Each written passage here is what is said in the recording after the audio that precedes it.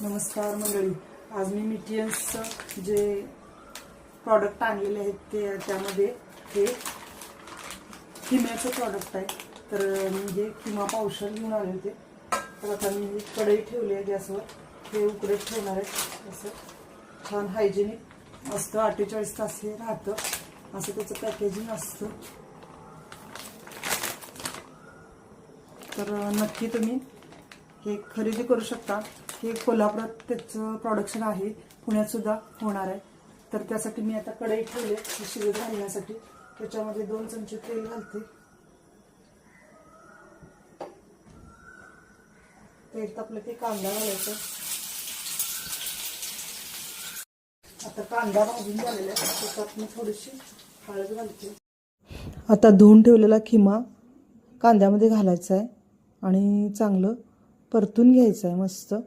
आणि परतल्यानंतर थोडंसं मीठ घालायचं आहे त्याच्यामध्ये, म्हणजे मिठाचं पाणी सुटून लवकर शिजतं आपलं हे जे आपण मटणाचं खिमा करालोय.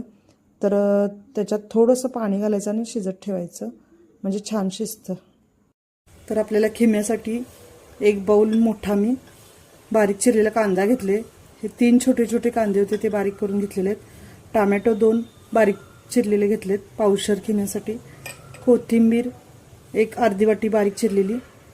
कांदा लसूण मसाला 2 चमचे घेतले. हळद 1 छोटा चमचा, धनेपूड 1 छोटा चमचा, मीठ चवीनुसार.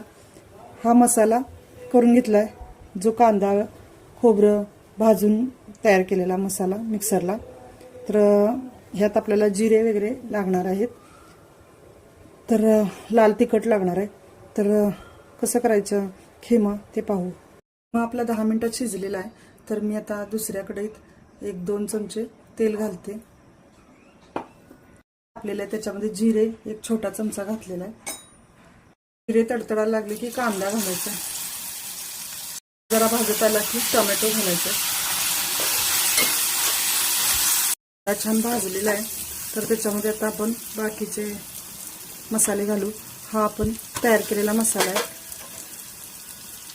परत कांदा लसूण मसाला घालायचा, हळद घालायची, मीठ चवीनुसार घालायचं, धनेपूड घालायचे आणि कोथिंबीर घालायची.